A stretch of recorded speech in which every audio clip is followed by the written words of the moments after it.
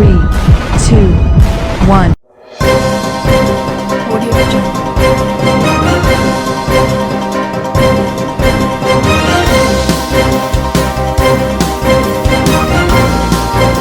Audio Jungle. Audio Jungle.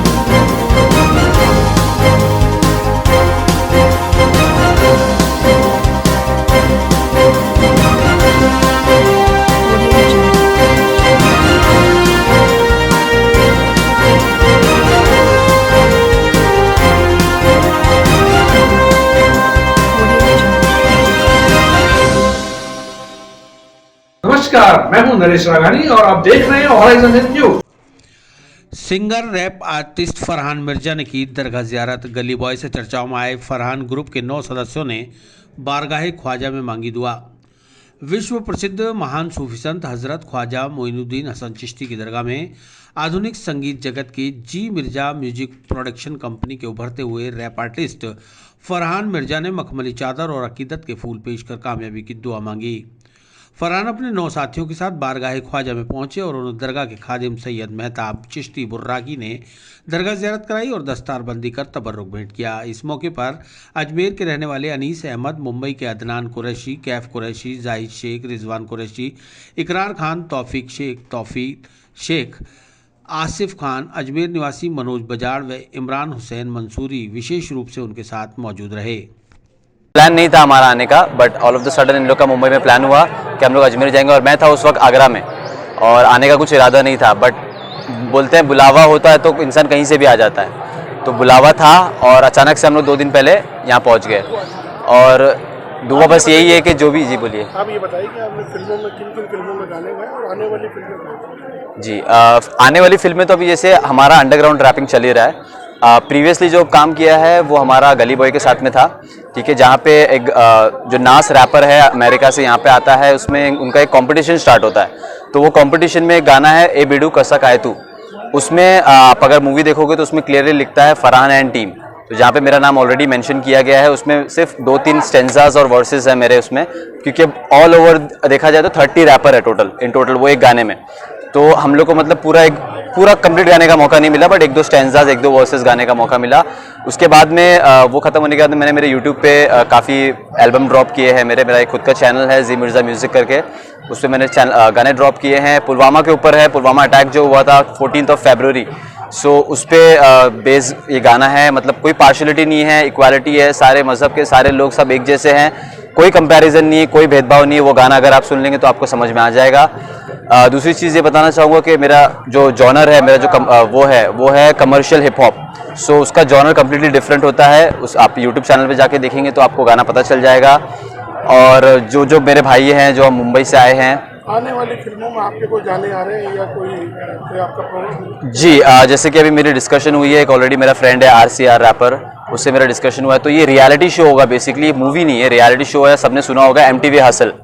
सो MTV hustle में already मेरा appearance होगा, क्योंकि ऑलरेडी डिस्कशन हो चुका है। सिर्फ जैसे स्टार्ट होने की देरी है, बिकॉज ये कोविड की वजह से, लॉकडाउन की वजह से ये शो आ नहीं पाया 1 साल तक पूरा। तो अभी 2022 में इनिशियली ये स्टार्ट करेंगे, तो आप वहाँ देख सकते हो।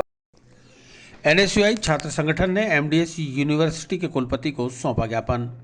3 सूत्रीय मांग पत्र का निराकरण नहीं होने पर उग्र आंदोलन की दी चेतावनी। मंगलवार को NSUI छात्र संघ द्वारा महर्षि दयानंद सरस्वती विश्वविद्यालय के कुलपति को 3 सूत्रीय मांग पत्र सौंपकर यथाशीघ्र कार्रवाई की मांग की गई। NSUI के उत्तर विधानसभा पूर्व अध्यक्ष हर्ष नाग ने बताया कि कुलपति को सौंपे गए ज्ञापन में मांग की है कि इंटर कॉलेज टूर्नामेंट जल्द शुरू करवाए जाएं। छात्रों के परिणाम रुके हुए हैं, दस्तावेज जमा होने के बाद भी परिणाम घोषित नहीं किया जा रहा, जिसे शीघ्र घोषित किया जाए। सेकेंड ईयर और प्रीवियस परीक्षा की समय सारणी जल्द से जल्द घोषित कर परीक्षाएं करवाई जाए। अगर ये 3 मांगें 3 दिन में पूरी नहीं हुई तो उग्र आंदोलन किया जाएगा।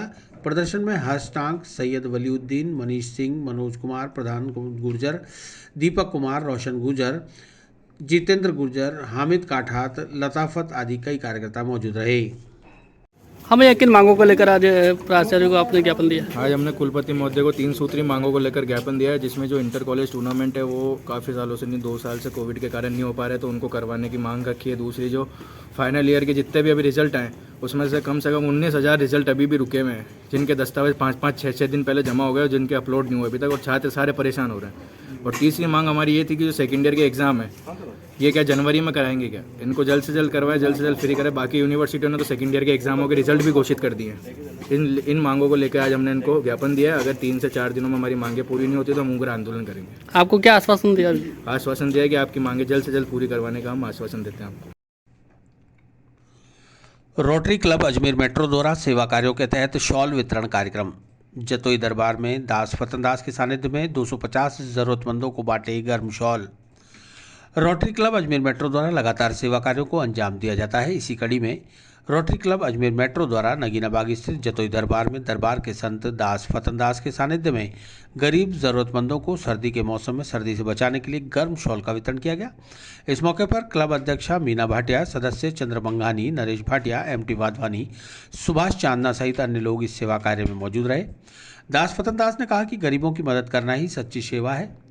इसके लिए क्लब बधाई का पात्र है जो समय समय पर ऐसे सेवा कार्य आयोजित कर गरीबों की मदद करता है। इससे पूर्व नगीनाबाग जतोई दरबार में मुख्य अतिथि दास फतन दास ने दीप प्रज्वलित कर कार्यक्रम का शुभारंभ किया। इस दौरान बढ़ती ठंड से गरीब और जरूरतमंदों को बचाने के लिए क्लब की ओर से पुष्कर में मास्टर ग्रुप फैक्ट्री के मजदूरों को गर्म शॉल वितरित किए गए। जतोई दरबार में एक समारोह का आयोजन किया गया जिसमें रोटरी क्लब मेट्रो अजमेर द्वारा गरीबों को शाल वितरित किए गए। इस समारोह के मुख्य अतिथि जतोई दरबार के महंत श्री फतन दास जी थे। उनके कर कमलों से गरीब परिवारों को गर्म शालें वितरित की गई। 250 परिवारों को हमने शालें वितरित करी है। इसमें क्लब की अध्यक्षा श्रीमती मीना भाटिया ने बताया कि क्लब इस तरह के कार्य करता रहता है, सेवा के कार्य, और आगे भी सेवा कार्य करता रहेगा। इस अवसर पर क्लब के सदस्य श्री चंद्र मंगाणी, नरेश भाटिया, मुरली वाधवानी एवं सुभाष चंद्रा जी उपस्थित थे। आज़ादी के 75 वर्ष पूरा होने पर मनाए जा रहे अमृत महोत्सव के तहत संग्रहालय में लगी प्रदर्शनी। अमृत महोत्सव के तहत 2 दिवसीय प्रदर्शनी का मेयर ब्रजलता हाड़ा ने किया शुभारंभ। आज़ादी के 75 वर्ष पूर्ण होने के उपलक्ष्य में केंद्र सरकार द्वारा मनाए जा रहे आज़ादी के अमृत महोत्सव के तहत अजमेर नगर निगम द्वारा नया बाजार स्थित राजकीय संग्रहालय में 30 नवंबर और 1 दिसंबर को 2 दिवसीय आज़ादी के आंदोलन से संबंधित तस्वीरों की एक प्रदर्शनी का आयोजन किया जा रहा है। प्रदर्शनी का फीता काटकर उद्घाटन महापौर ब्रजलता हाड़ा के द्वारा मंगलवार सुबह किया गया। 2 दिवसीय प्रदर्शनी में भारत देश को आज़ादी दिलाने वाले स्वतंत्रता सेनानियों, वीरांगनाओं आदि के साथ ही देश, प्रदेश और जिले के ऐतिहासिक लम्हों की तस्वीरें भी प्रदर्शित की गई है। मेयर ब्रजलता ने कहा कि अजमेर वासियों को इस प्रदर्शनी का अवलोकन अवश्य करना चाहिए और अपने बच्चों को भी कराना चाहिए, जिससे कि आज की पीढ़ी को आज़ादी के महत्व के बारे में पता चल सके कि जिस आज़ाद भारत में वे आज हैं, उसकी आज़ादी में कितने लोगों ने अपना बलिदान दिया। प्रदर्शनी में अजमेर की आज़ादी से पहले की तस्वीरों को भी प्रदर्शित किया गया है। अजमेर का म्यूनिसिपल कॉरपोरेशन राजस्थान का सबसे पुराना नगरीय निकाय है, जिसकी स्थापना 1866 में अंग्रेजों द्वारा की गई थी। वर्तमान में नगर निगम का भवन एक समय में विक्टोरिया हॉस्पिटल था, जो अब तक भवन पर अंकित है। ऐसी कई महत्वपूर्ण जानकारियां जो अब तक लोगों को नहीं पता है, वह इस प्रदर्शनी के माध्यम से उन्हें पता चल सकेगी। प्रदर्शनी में प्रवेश निःशुल्क रहेगा। ये आज़ादी का 75वां अमृत महोत्सव मनाया जा रहा है, तो इसके अंतर्गत राजकीय संग्रहालय में आज जो हमारे देश को आज़ाद कराने में जिन्होंने अपना बलिदान दिया, जो स्वतंत्रता सेनानी हैं, उनकी जीवनी पर जो है प्रदर्शनी लगाई गई थी और ये आमजन के लिए खोली गई है। तो ये प्रदर्शनी आज 30 तारीख और कल 1 दिसंबर 2 दिन लगाई गई है। तो अजमेर वासियों के लिए ये फ्री है, तो आप जो भी चाहें ये प्रदर्शनी देख सकते हैं। इससे हमारे बच्चों को भी सीखने को मिलेगा कि हमारी जो भारत के आज़ादी के लिए जिन्होंने योगदान दिया, उनकी जीवनी के बारे में उनको पता पड़ेगा। तो ये सभी के लिए, तो सभी से ही कहूँगी कि आप यहाँ आएँ और ये प्रदर्शनी देखें। क्या चीज़ें दर्शाई हैं इस प्रदर्शनी के माध्यम से? इसमें जो अपने महात्मा गांधी जी हैं वो, और जो भी जिन्होंने अपने प्राणों की आहुति दी है आज़ादी के लिए, उन सब की जीवनी के बारे में बताया गया है। अजमेर के पराग अग्रवाल के ट्विटर CEO बनने पर अग्रवाल समाज में हर्ष की लहर। अग्रवाल समाज 4 दिसंबर को अजमेर में उनके माता पिता का करेगा अभिनंदन। अजमेर निवासी ट्विटर के नए सीईओ बने पराग अग्रवाल का जन्म अजमेर के जेएलएन हॉस्पिटल में वर्ष 1984 में हुआ था। अजमेर में जन्मे और पढ़ाई करने वाले पराग अग्रवाल के दादाजी का मकान अजमेर खजाना गली धानमंडी में ही है। पराग अग्रवाल का जन्म 21 मई 1984 को जवाहरलाल नेहरू हॉस्पिटल में हुआ था। पराग अग्रवाल के पिता रामगोपाल अग्रवाल उस समय मुंबई की बीएमआरसी में कार्यरत थे। इस कारण पराग के जन्म के बाद उनकी शिक्षा मुंबई से ही हुई। पराग अग्रवाल अब कैलिफोर्निया में ट्विटर की कमान संभालेंगे। पराग अग्रवाल ने जैक डॉर्सी की जगह ली है। बता दें कि सोमवार को जैक डॉर्सी ने ट्विटर के सीईओ पद से इस्तीफा दे दिया, जिसके बाद निदेशक मंडल ने सर्वसम्मति से हेड टेक्निकल ऑफिसर पराग अग्रवाल को सीईओ के तौर पर चुनने का ऐलान किया। 37 साल के पराग ने इसे सम्मान की बात बताया है। पराग अग्रवाल को $1 मिलियन यानी 7,50,54,500 रुपये का वार्षिक पैकेज मिलेगा। इसके अलावा उन्हें बोनस के साथ प्रतिबंधित शेयर यूनिट समेत $12.5 मिलियन मूल्य के प्रदर्शन आधारित स्टॉक यूनिट भी दिए जाएंगे। पराग अग्रवाल के दुनिया की सबसे बड़ी सोशल मीडिया कंपनी के सीईओ बनने के बाद अजमेर ही नहीं बल्कि पूरे देश के अग्रवाल समाज में खुशी की लहर है। आईआईटी बॉम्बे से पढ़ाई करने वाले पराग अग्रवाल स्टैनफोर्ड यूनिवर्सिटी से डॉक्टरेट भी हैं। ट्विटर ने 2018 में उन्हें एडम मैसेंजर की जगह चीफ टेक्नोलॉजी ऑफिसर बनाया था। ट्विटर से पहले पराग माइक्रोसॉफ्ट रिसर्च और याहू के साथ भी काम कर चुके हैं। 37 साल के पराग अब दुनिया की टॉप 500 कंपनियों के सबसे युवा सीईओ बन गए हैं। ट्विटर ने उनकी डेट ऑफ बर्थ जाहिर नहीं की है, लेकिन यह बताया कि उनका जन्म 1984 में हुआ था। उनका जन्म फेसबुक के सीईओ मार्क जुकरबर्ग के जन्मदिन 14 मई के बाद ही आता है। पराग अग्रवाल ने पेशे से फिजिशियन विनीता अग्रवाल से शादी की। विनीता अग्रवाल के ट्विटर हैंडल के मुताबिक वो स्टैनफोर्ड स्कूल ऑफ मेडिसिन में चिकित्सक और क्लिनिकल प्रोफेसर हैं। पराग और विनीता सैन फ्रांसिस्को कैलिफोर्निया में रहते हैं। इन दोनों का एक छोटा बेटा है जिसका नाम अंश अग्रवाल है। अजमेर में जन्मे अग्रवाल समाज के पराग अग्रवाल के ट्विटर सीईओ बनने पर अग्रवाल समाज के अध्यक्ष शैलेंद्र अग्रवाल ने उनके पुश्तैनी निवास पहुंचकर उनके परिवार के साथ जुड़ी यादों को ताज़ा किया। वहां रहने वाले लोगों ने उनके परिवार के बारे में कई अहम जानकारियां भी दी। देखिए, एक और जहां अग्रवाल समाज के लिए तो गौरव की बात है, वहाँ अजमेर के लिए और पूरे भारतवर्ष के लिए बहुत गौरव की बात है कि अजमेर में जन्मे हुए अग्रवाल समाज के पराग अग्रवाल आज सोशल मीडिया के सबसे बड़ा जो है ट्विटर अकाउंट, उसके मुख्य जो पद है, सर्वोच्च पद है, सीईओ के पद पर उनको नियुक्त किया गया है। हमें जैसी जानकारी मिली कि उनका जन्म अजमेर में हुआ है, उनके बारे में थोड़ी सी जानकारी जुटाई तो मालूम पड़ा कि उनके दादा दादी और फादर मदर अजमेर में ही रहते थे और पहले खजाना गली में और उसके बाद में धानमंडी दरगाह बाजार में वो किराए के मकान में रहने लगे। किराए के मकान में रहने का मतलब ये है कि संघर्षों में ज़िंदगी व्यतीत करना, और इतने संघर्षों में पारिवारिक ज़िंदगी व्यतीत करने के बाद यदि कोई सर्वोच्च पद पर पहुँचे अमेरिका में ट्विटर के सीईओ जैसे पद पर, तो ये न सिर्फ अग्रवाल समाज के लिए बल्कि अजमेर के लिए और भारतवर्ष के लिए बहुत गर्व की बात है। और हमें जैसे ही जानकारी मिली कि उनके पिताजी रामगोपाल जी और माताजी शशि जी 4 तारीख को किसी पारिवारिक कार्यक्रम में अजमेर आ रहे हैं, तो हमने उनसे संपर्क किया और हमने उनसे निवेदन किया कि अग्रवाल समाज अजमेर और अजमेर के प्रबुद्ध नागरिक चाहते हैं कि उनका यहाँ अभिनंदन किया जाए। तो उन्होंने थोड़ी सी समय की कमी जताते हुए फिर भी उन्होंने कहा कि जहाँ वो आ रहे हैं उस मकान पर ही हमें समय बता देंगे, हम जाके और उनका वेलकम करेंगे। और जो अजमेर का गौरव है भाई पराग अग्रवाल, उनके लिए भी अजमेर की कुछ यादें स्मृति चिन्ह के रूप में अभिनंदन के रूप में उन्हें आज अग्रवाल समाज अजमेर की ओर से भेजा जाएगा। उनके दादाजी जो थे रामचंद्र जी, वो इस मकान में रहते थे, जिनका मैंने आपको कमरा दिखाया। पूरा परिवार एक ही कमरे में रहता था और बहुत अच्छे इंसान थे वो, बहुत हमारा जो रिलेशन था अभी तक भी है उनसे। उनकी जो डॉटर है वो बॉम्बे रहती है, वो टैप्स से पास आउट, टैप्स में डॉक्टर थी, वो मुंबई में रहती थी और उनका नाम है उमा गुप्ता, डॉक्टर उमा गुप्ता। तो उनसे अभी भी हमारा कम्युनिकेशन है और बहुत अच्छा परिवार था और हमारे परिवार में काफ़ी घुल मिल के रहे वो। उनके दादाजी और उनके पिताजी जो गोपाल जी हैं, वो बाद में वो भी बॉम्बे शिफ्ट हो गए, सीए थे शायद। अच्छा, आपको क्या लगता है अभी जो सीईओ बने हैं ट्विटर पे, कितनी बड़ी उपाधि मतलब ज्वाइन किया पूरे देश में, किस तरह का अजमेर का भी नाम रोशन किया है? देखिए, किसी कोई इंसान जब वर्ल्ड लेवल पे जाके कोई काम करता है तो सबसे पहले देश का नाम ऊंचा करता है, उसके बाद वो अपने क्षेत्र का नाम ऊंचा करता है और फिर अपने परिवार का नाम ऊंचा करता है।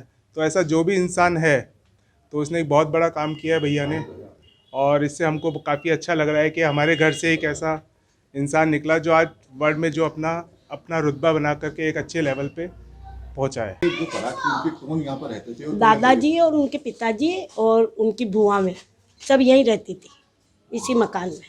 क्या नाम था उनके? दादाजी का रामचंद्र जी और पिताजी का गोपाल कहते थे, गोपाल। यहाँ से कब चले गए थे? ये सन 79 में हमने खाली करवाया था, मतलब प्रॉब्लम थी जो खाली करवाया था। फिर वो धान मंडी में गए। फिर कहीं बाद में आपके संपर्क में रहे हो जाके? नहीं, ऐसे मिलते जुलते बोलते थे। अदालत के आदेश पर नगर निगम ने मापदंडों की अवहेलना कर रहे मोबाइल टावर को किया सीज। वहीं अजमेर की रैंकिंग में बाधा बन रही प्लास्टिक पर लगे प्रतिबंध के बाद 50 किलो अवैध प्लास्टिक कैरी बैग किए जब्त।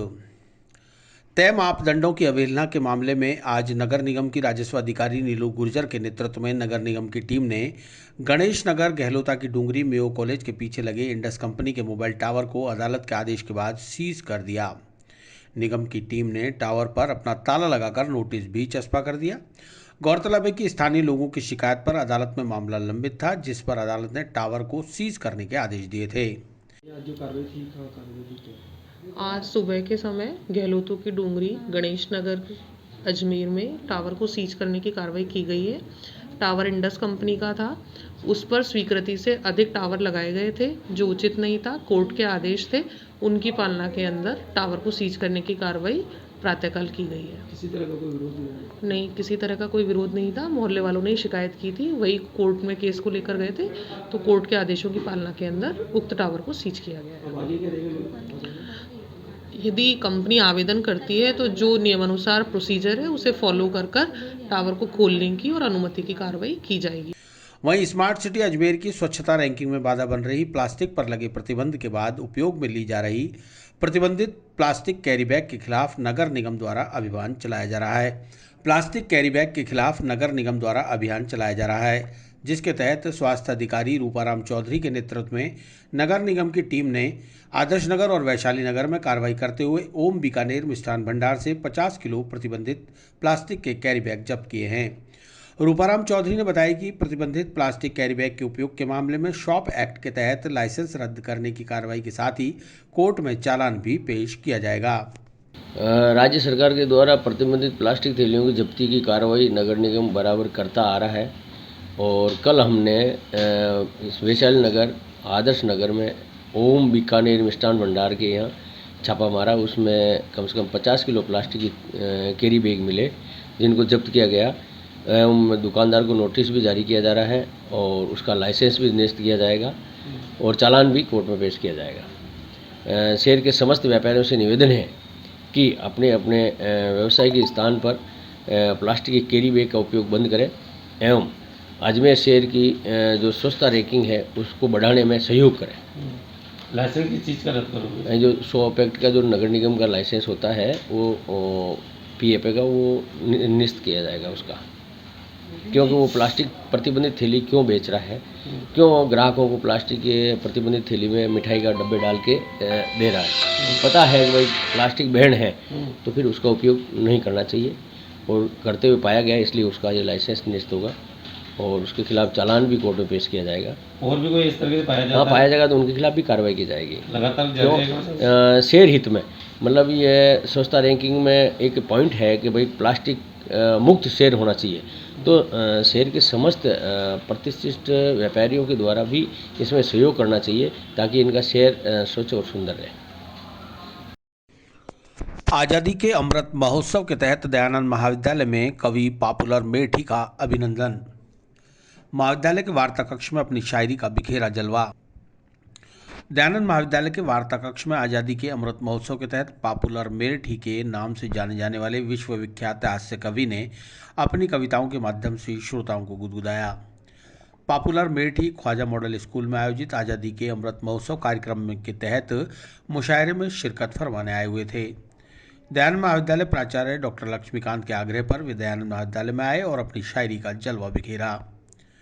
दयानंद महाविद्यालय प्राचार्य डॉक्टर लक्ष्मीकांत द्वारा उन्हें शॉल व स्मृति चिन्ह भेंट कर उनका आभार जताया गया। इस अवसर पर पॉपुलर मेठी ने वर्तमान राजनीति, पति पत्नी, कौमी एकता विषय पर अपनी अनेक मशहूर कविताएं सुनाई।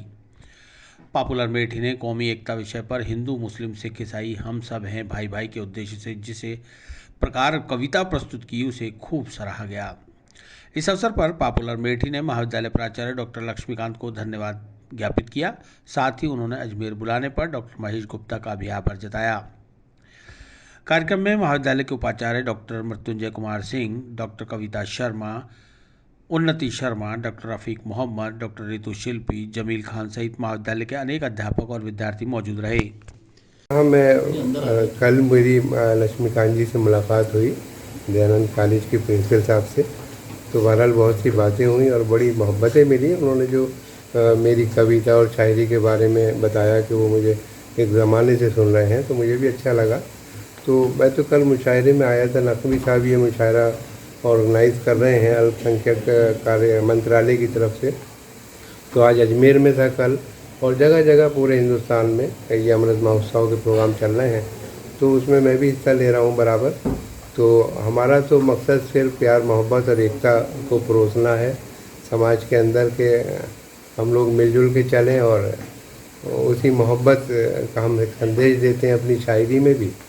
और बस हमारा मकसद तो ये है कि मुल्क में प्यार मोहब्बत रहे, हम एक दूसरे का सम्मान करें, और इसी मुल्क में प्यार और मोहब्बत रहे, इसके ऊपर आपकी कोई एक हाँ, मेरी एक कविता है, तो बहरहाल वो मैंने अभी लिखी है, और वो अनकरीब दूरदर्शन वगैरह पर भी उसको रिकॉर्ड हो रही है।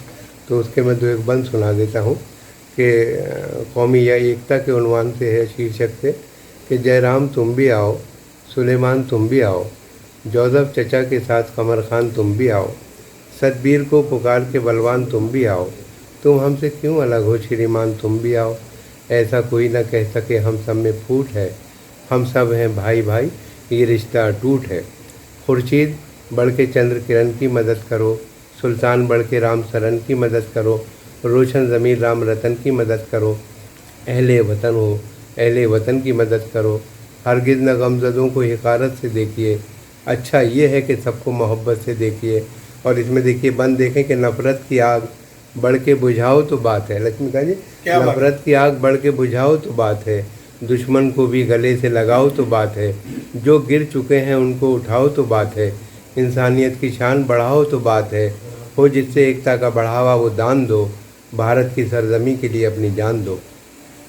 दुश्मन ये चाहते हैं तना और तनी रहे, आपस में क्या है फ़ायदा हरदम ठनी रहे, भारत के सब सपूत हैं क्यों दुश्मनी रहे, पुरखों की शान जैसे बनी थी बनी रहे, हम लोग अपने देश को बदनाम क्यों करें, कुछ जिससे फ़ायदा ना हो वो काम क्यों करें। और देखिए आखिरी बंद है कि झांसी की रानी बन के वतन पर निसार हो, झांसी की रानी बन के वतन पर निसार हो, राणा प्रताप जैसे वतन पर निसार हो, टीपू की तरह अपने वतन पर निसार हो, जब कोई वक्त आए वतन पर निसार हो, अपनी रगों का खून वतन ही के काम आए, इतिहास में हमारा तुम्हारा भी नाम आया। दरगाह कमेटी कर्मचारियों ने वेतनमान व अन्य समस्याओं को लेकर दरगाह कमेटी के सदर को सौंपा ज्ञापन। 1 माह में समस्या समाधान नहीं होने पर उर्स में कार्य बहिष्कार की दी चेतावनी। सूफी संत हजरत ख्वाजा मोइनुद्दीन हसन चिश्ती की दरगाह में दरगाह कमेटी के कर्मचारी जो दरगाह परिसर में साफ सफाई का कार्य करते हैं, मंगलवार को दरगाह कमेटी कर्मचारी विकास संगठन के द्वारा दरगाह कमेटी के अध्यक्ष अमीन पठान को एक ज्ञापन सौंपा गया। कर्मचारियों की विभिन्न समस्याओं के शीघ्र निराकरण की मांग करते हुए विकास संगठन मंत्री चांद मोहम्मद ने बताया कि दरगाह कमेटी के कर्मचारियों का वेतनमान सन 2009 के बाद अब तक रिवाइज नहीं किया गया और महंगाई दिन प्रतिदिन बढ़ती जा रही है। महंगाई की अपेक्षा दरगाह कमेटी के कर्मचारियों की मासिक तनख्वाह बहुत कम है, जिससे गुजारा नहीं हो पाता। केंद्र व राज्य सरकार ने अपने कर्मचारियों को 7वां वेतनमान दे दिया, जिसमें न्यूनतम वेतन 25,000 प्रतिमाह मिल रहा है, जबकि दरगाह कमेटी के कर्मचारियों का न्यूनतम वेतनमान 10,000 रुपये प्रतिमाह से भी कम है। दरगाह कमेटी कर्मचारियों की पेंशन सन 2016 से प्रारंभ कर दी गई थी, जिसे अचानक बिना कारण बंद कर दिया गया, जिसे पुनः लागू किया जाए। दरगाह कमेटी के कर्मचारियों को पूर्व में जो मेडिकल सुविधा के रूप में 150 रुपये प्रतिमाह दिए जाते थे, उसे बढ़ाकर पूर्व की भांति तनख्वाह में शामिल कर दिया जाए। जो कर्मचारी कई वर्षों से दैनिक वेतन भोगी कर्मचारी के रूप में कार्यरत है, उन्हें नियमित किया जाए। जिन कर्मचारियों की उम्र की अधिकता की वजह से अब तक फिक्स ग्रेड पे नहीं दिया गया, उन्हें आयु में छूट देते हुए ग्रेड पे दिया जाए। यदि 1 माह में इन मांग पत्र पर कर्मचारियों के हित में कोई सकारात्मक कार्रवाई नहीं हुई तो संगठन के समस्त कर्मचारी आगामी उर्स के आयोजन में सहयोग नहीं करने पर मजबूर होंगे, जिसकी समस्त जिम्मेदारी दरगाह कमेटी की होगी। हमारी एक मीटिंग हुई थी पठान साहब से, जिसमें उन्होंने हमें आश्वासन दिया था कि सभी डेली वेज वालों का और जिनकी ग्रेड रुकी हुई है उनका हम ये काम जल्द से जल्द अंजाम देंगे और जो बेसिक चेंज करने का मसला है उसके ऊपर भी गौर करेंगे। कितने समय पहले आपने ज्ञापन दिया था? पहले हमें आश्वासन दिया था, जनाब पठान साहब ने हमको आश्वासन दिया था इस बात का, और हमने ज्ञापन आज दिया है। आज हमने उसी मैटर का ज्ञापन दिया है जो लोगों की बेसिक वगैरह चेंज करने का है, तनख्वाह का मसला है, और जो डेली वेज के कर्मचारी हैं उनका मसला है, और जो ग्रेड वाले हैं उनका मसला है। उसके लिए हमने आज ज्ञापन दिया, पठान साहब को दिया और मेंबरान थे उनको दिया और नाजिम साहब की मौजूदगी में दिया। इन्होंने हमें आश्वासन दिया है कि ये आपका काम हम 7 दिन के अंदर अंदर इसको जल्द से जल्द करने के लिए ये अंजाम देंगे, ये हमें कहा गया है। राज्य सरकार को सद्बुद्धि देने के लिए ख्वाजा और ब्रह्मा जी से अरदास करने पहुंचे धरनार्थी। दांडी यात्रा निकालकर राज्य सरकार की वादा खिलाफी पर जताई नाराजगी। मंगलवार को जिला कलेक्ट्रेट से महान सूफी संत ख्वाजा गरीब नवाज की दरगाह तक पैदल दांडी यात्रा लेकर पहुंचे ठाकुर शमशेर मालू खां ने राज्य सरकार पर वादा खिलाफी का आरोप लगाते हुए जमकर गुबार निकाला। उन्होंने कहा कि उन्हें सर्व समाजों के साथ समस्त शिक्षक संगठनों का सहयोग मिल रहा है और वे लगातार सरकार पर दबाव बनाने के लिए पिछले लंबे समय से धरना और भूख हड़ताल पर बैठे हैं। आज सरकार को सद्बुद्धि देने के लिए वे भगवान के दर पर आए हैं। उन्होंने ख्वाजा गरीब नवाज की दरगाह में फूल चादर पेश कर दुआ मांगी है कि राज्य सरकार अपने चुनावी घोषणा पत्र और पैरा टीचर संगठन से किए गए वादों को पूरा करे, अन्यथा अपने पद से इस्तीफा दे। अजमेर में ख्वाजा गरीब नवाज की दरगाह में दुआ के बाद वह जगत पिता ब्रह्मा जी के मंदिर में जाकर प्रार्थना करेंगे ताकि सरकार जल्द से जल्द उनकी सुनवाई कर सके और उनके साथ विभिन्न संगठनों के पदाधिकारी भी बड़ी संख्या में मौजूद रहे। ठाकुर शमशेर मालू खां ने बताया कि पैरा टीचर्स व उर्दू बचाने के लिए वे ये यात्रा निकले हैं। ख्वाजा साहब और ब्रह्मा जी गहलोत सरकार को सद्बुद्धि देवें। 2018 में कांग्रेस पार्टी के द्वारा घोषणा पत्र में ये तय किया गया था कि यदि हमारी सरकार आती है तो हम राजस्थान में para teacher, Urdu para teacher, शिक्षाकर्मी, राजीव गांधी पैरा टीचर को नियमित करेंगे। लेकिन उसके बाद जब जुलाई में 117 दिन के धरने के बाद और नवंबर 2020 में 52 दिन की दांडी यात्रा के बाद भी सरकार के द्वारा वादा पूरा नहीं किया गया, सरकार के द्वारा लिखित में समझौता करने के बाद भी वादा पूरा नहीं किया गया, तो 15 अक्टूबर 2021 से हम शहीद स्मारक जयपुर में अनशन पर बैठे, धरने पर बैठे। आज हमारे अनशन का 40वां दिन है और धरने का 46वां दिन है। जब सरकार नहीं सुनती है तो दुनिया की सरकार जिनके हाथ से चलती है, ख्वाजा गरीब नवाज, हम उनके दर पे आए हैं कि ख्वाजा गरीब नवाज आप रब्बुल इज्जत से दुआ कीजिए कि इनके जो दिल हैं, जो पत्थर हो चुके हैं, उनको मोड़ा जाए और उनके पत्थर दिल में ये मोहब्बत पैदा की जाए कि जो लोग तुम्हारे लिए रात दिन भागते थे आज वो सड़कों पे पड़े हैं। आज ये यात्रा कहाँ से निकली और कहाँ तक? आज कलेक्ट्रेट अजमेर से दरगाह शरीफ तक हमारी ये यात्रा रही। अब हम चादर पेश करेंगे। इनमें कौन लोग आपके साथ शामिल हैं? मदरसा para teacher, Rajiv Gandhi para teacher, शिक्षाकर्मी और आम आवाम, जो हक पसंद आवाम है वो आम हमारे साथ है। आप देखेंगे कि सिर्फ पैरा टीचर ही नहीं, आवाम के भी लोग हैं वो हमारे साथ हैं। देशवाली समाज से हमारे अध्यक्ष साहब हैं, ये भी साथ हैं, और भी बहुत सारे मंसूरी समाज से भी हैं। कांग्रेस अल्पसंख्यक विभाग ने भी हमें समर्थन दिया है, सभी समाज हैं, आम आदमी पार्टी ने भी हमें समर्थन दिया है। इस प्रकार से तमाम ये यात्रा आपकी है, आप गरीब नवाज के दरबार में आए, इसके बाद आप यहाँ से कहाँ जाएंगे? इसके बाद हम पुष्कर जाएंगे, ब्रह्मा मंदिर, और वहाँ भी भगवान से प्रार्थना करेंगे कि जो सरकार इस प्रकार से लोगों को प्रताड़ित करती है उस सरकार के दिलों को फेरे और इस सरकार में मोहब्बत के साथ हमारे जो काम है, जो वादे किए गए वो पूरे करें। अराई थाना अंतर्गत युवक की हत्या के मामले में 2 आरोपी गिरफ्तार। वहीं 27 नवंबर को पीसागंज के अमृतपुरा में बंधक बनाकर वृद्ध दंपति से लूट के 2 आरोपी भी गिरफ्तार। कार्यवाहक अतिरिक्त पुलिस अधीक्षक अजमेर ग्रामीण वैभव शर्मा ने बताया कि 25 नवंबर को अराई थाना क्षेत्र के दादिया रोड पर लहूलुहान हालत में मिले गांधीनगर सुंदरनगर निवासी इकबाल खान को जब जेएलएन अस्पताल पहुंचाया गया तो उसकी रास्ते में ही मौत हो गई। शव का पोस्टमार्टम कराकर हत्या का मुकदमा दर्ज किया गया और इस मामले में सूचनाओं का संकलन करते हुए साक्ष्यों के आधार पर आरोपी अराई इंदौली निवासी जीवन जाट और नरेना निवासी मोहम्मद लुकमान को हिरासत में लेकर जब पूछताछ की तो उन्होंने वारदात कबूल कर ली, जिन्हें आईपीसी की धारा 302 के तहत गिरफ्तार कर अनुसंधान किया जा रहा है। दिनांक 25/11/21 को थाने पर सूचना मिली थी कि दादिया रोड अराई में एक संदिग्ध व्यक्ति की लाश मिली थी। अज्ञात व्यक्ति था जिसकी शिनाख्त इकबाल पुत्र छोटू खां गांधीनगर निवासी के रूप में हुई थी। मामले की गंभीरता को देखते हुए प्रकरण पंजीबद्ध करके इसमें विशेष टीम और तकनीकी साक्ष्यों के आधार पर मुलजिमों को गिरफ्तार किया गया है। 2 मुलजिम जीवन पुत्र सुगना जाट और मोहम्मद लुकमान को अभी गिरफ्तार कर लिया है। इनमें प्रारंभिक पूछताछ में सामने आया है कोई लेन देन के विवाद को लेकर इनकी पुरानी रंजिश थी, जिसके कारण उन्होंने इस वारदात को अंजाम दिया, जिससे उसकी मौके पर मृत्यु हो गई। घटना में शामिल अन्य व्यक्तियों से पूछताछ करके जल्दी उनके विरुद्ध भी कार्रवाई की जाएगी। वहीं एएसपी अजमेर ग्रामीण वैभव शर्मा ने बताया कि 27 नवंबर को पीसागंज के अमृतपुरा में वृद्ध दंपति के साथ मारपीट कर डकैती करने वाले अंतर्राज्यीय बावरी गिरोह के 2 आरोपी भी गिरफ्तार किए गए हैं। पकड़े गए आरोपियों में नागौर थावला लाडपुरा निवासी माणकराम बावरी और पादुकला जेजासनी निवासी बलबीर बावरी हैं। आरोपियों ने अमृतपुरा निवासी छीतरमल के घर में घुसकर देर रात उनकी पत्नी बिरजी देवी से मारपीट कर नकदी और जेवरात लूट लिए थे। बावरी गिरोह के इन 2 आरोपियों के साथ ही एक बाल अपचारी को भी निरुद्ध किया गया है। मामले का अनुसंधान जारी है।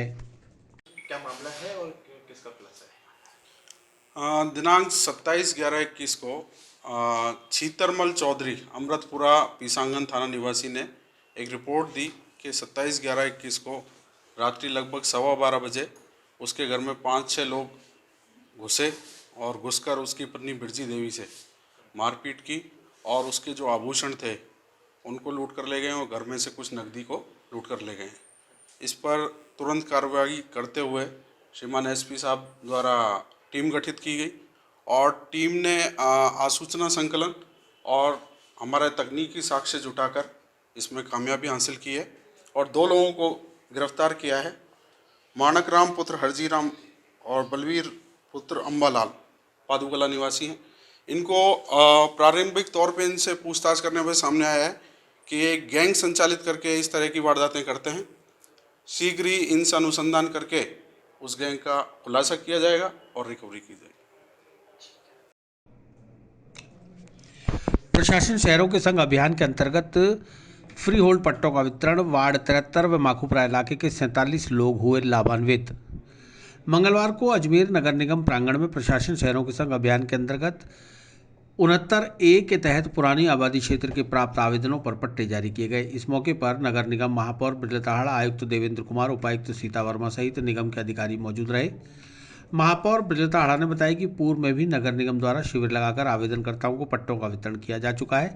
अभी वार्ड 73 व माखुपुरा के निवासियों द्वारा दिए गए आवेदन पर 47 पट्टे जारी किए गए हैं। ये प्रशासन शहरों के संग जो अभियान चलाया जा रहा है, इसमें नगर निगम है जब विभिन्न वार्डों से जो जिनको पट्टे नहीं मिले उनको पट्टे दे रही है। तो आज इस अभियान में हमने वार्ड 73 और वार्ड 37 इनके पट्टे वितरित किए हैं। वार्ड 37 जो माखुपुरा में आता है, कई वर्षों से वहाँ पर लोग बसे हुए हैं, उनको आज ये पट्टे मिले तो आज ये लोग पट्टे पाकर बहुत खुश हैं। तो इसी तरह से हम सभी उसमें शहर के विभिन्न वार्डों में कैंप लगा रहे हैं और जितने हम पट्टे दे सकते हैं हम पूरी कोशिश कर रहे हैं पट्टे देने की। आगे भी जारी रहेंगे मैडम? आगे भी मार्च तक पूरा अभियान चलेगा पूरा ही। नगर निगम उपायुक्त सीता वर्मा ने बताया कि लगातार 69A के तहत पुरानी आबादी क्षेत्र के लिए पट्टों का वितरण करने हेतु आवेदन प्राप्त किए जा रहे हैं। साथ ही कच्ची बस्ती के लिए फ्री होल्ड पट्टों के लिए अलग से कैंप भी लगाए जा रहे हैं। इसके अलावा लगातार वार्ड स्तर पर प्रशासन शहरों के संग शिविर का भी आयोजन किया जा रहा है। आगामी दिनों में विभिन्न क्षेत्रों में वार्ड स्तर पर कैंप लगाकर फ्री होल्ड लीज के आवेदन लेकर पट्टों का वितरण किया जाएगा। प्रशासन शहरों के संग जो अभियान चल रहा है उसमें 69A के तहत पुरानी आबादी के पट्टों का आज वितरण किया गया। माखुपुरा और वार्ड नंबर 73 के लगभग 47 पट्टों का वितरण आज किया गया। हमारे पास नगर निगम के विभिन्न पुरानी जो आबादी क्षेत्र हैं उनसे आवेदन आ रहे हैं और लगातार नगर निगम की टीम लगी हुई है कि हम अधिक से अधिक मात्रा में पट्टों का वितरण कर सकें। कैंप भी जारी है मैडम? कैंप भी जारी हैं, कच्ची बस्ती के कैंप अलग से चल रहे हैं, जो हमें योजनाएं ट्रांसफ़र हुई है यूआईटी से उनमें फ्री होल्ड के कैंप अलग से चल रहे हैं। इसके अलावा वार्डों में जाके जो हमारे प्रशासन शेयरों के संघ हैं कैंप वो भी चल रहे हैं। राजस्थान अभियांत्रिकी महाविद्यालय में 2 माह से कार्मिकों को नहीं मिला वेतन। महाविद्यालय के उप कुल सचिव द्वारा रूकटा के प्रदेश अध्यक्ष से ओछी टिप्पणी करने पर शुरू हुआ धरना प्रदर्शन। 2 माह से वेतन नहीं मिलने और काली दिवाली मना चुके महिला अभियांत्रिकी महाविद्यालय के शिक्षकों और कार्मिकों के सब्र का बांध टूट गया और उन्होंने आज महाविद्यालय के बाहर अनिश्चितकालीन कार्य का बहिष्कार करते हुए धरना शुरू कर दिया। धरने का प्रतिनिधित्व कर रहे राजस्थान अभियांत्रिकी महाविद्यालय शिक्षक संघ रूकटा के प्रदेश अध्यक्ष चंपालाल कुमावत ने बताया कि महाविद्यालय के पास पर्याप्त फंड होने के बावजूद भी कार्मिकों को अक्टूबर और नवंबर माह का वेतन नहीं दिया गया। 27 नवंबर को प्राचार्य से वार्ता करने गए तो बैठक में उप कुल सचिव पुष्पेंद्र कुमार सिंह ने रूकटा प्रदेशाध्यक्ष पर ओछी टिप्पणियों के साथ निराधार आरोप लगा दिए, जिससे शिक्षकों में आक्रोश व्याप्त हो गया और उन्होंने कार्य का बहिष्कार कर धरना शुरू कर दिया। जब तक कार्मिकों को वेतन नहीं मिल जाता तब तक कार्य का बहिष्कार जारी रहेगा। कल से एकेडमिक कार्य का भी बहिष्कार शुरू कर दिया जाएगा। इस मौके पर 4 सूत्रीय मांग पत्र के माध्यम से उप कुल सचिव पुष्पेंद्र कुमार सिंह पर कार्रवाई करने के लिए तकनीकी शिक्षा मंत्री, शासन सचिव तकनीकी शिक्षा और विश्वविद्यालय के कुलपति को ज्ञापन भेजा जा चुका है। महाविद्यालय प्रशासन द्वारा 2 महीनों से वेतन नहीं दिया जा रहा। महाविद्यालय में वेतन हेतु समुचित धनराशि है, फिर भी वेतन नहीं दिया जा रहा है। इस पर लीपापोती की जा रही है। कल से हमें टालम टोलम बातें की जा रही है। इसलिए उसी आक्रोश को व्यक्त करते हुए हम सभी रेगुलर स्टाफ ने आज है जो हड़ताल की घोषणा करी है। कार्य बहिष्कार पे हम, और ये हमारी मांगें पूरी नहीं होने तक हम कार्य बहिष्कार करेंगे। कॉलेज महाविद्यालय प्रशासन द्वारा है जो इस राशि को खुर्द बुर्द करने की कोशिश की जा रही है। कल से ही है जो पूरी कायनात इसमें लगा दी है कि इस पैसे को है जो कहीं भी इधर उधर है जो कमीशन खोरी में खर्च किया जाए, जबकि हम ऐसा नहीं होने देंगे। ये हमारा पैसा है और हमारे वेतन के लिए पैसा रखा हुआ है। इसका एक एक पैसे का है जो हमारे वेतन पे ही खर्च होगा। आज के बाद से किसी भी तरह का कोई बिल पास नहीं होगा वेतन के अलावा। आज क्या करा? आज आपने क्या करा? आज हमने किसी भी तरह की क्लास नहीं ली, किसी भी तरह का प्रशासनिक कार्य नहीं किया। सभी स्टाफ यहाँ पे है जो चौराहे पे बैठे हैं। सुबह से धूप में है जो हम बैठे हैं, सभी लोग भूखे प्यासे हम बैठे हैं। हमको 2 महीने से वेतन नहीं मिल रही है। हमने है जो हमें कॉलेज प्रशासन द्वारा काली दिवाली मनाने को मजबूर किया गया, तब भी हमने मांग करी थी। तब हमें आश्वासन दिया था कि थोड़े दिनों में आ जाएगी, वहाँ से पैसे आ जाएंगे तब दे देंगे। तो इस तरह से हम अब इनसे गुमराह नहीं होंगे और हम वेतन हमारा लेके रहेंगे। अब क्या रहेगा आगे? आगे हमारा धरना प्रदर्शन जारी रहेगा। कल से हम एडमिन ब्लॉक को भी बंद कर देंगे। इस प्रशासनिक भवन में भी किसी तरह की गतिविधि नहीं होने देंगे जब तक हमारा वेतन नहीं आएगा। सर, पिछले जिस तरीके से हम लोगों की सैलरीज नहीं आ रही हैं उसके खिलाफ आज हम लोग खड़े हुए हैं और हम लोग चाहते हैं कि जल्दी से जल्दी हमारी सैलरी डिसबर्स हो। कितने समय से नहीं मिल रही आपको? पिछले 2 महीने से। तो ऐसे में किस तरह से परेशानी का सामना उठाना पड़ा है? सर, हाउस होल्ड एक्सपेंसेस के लिए भी प्रॉब्लम्स होती हैं और बाकी भी ज़रूरतें होती हैं जो कि हमें पूरी करनी होती हैं।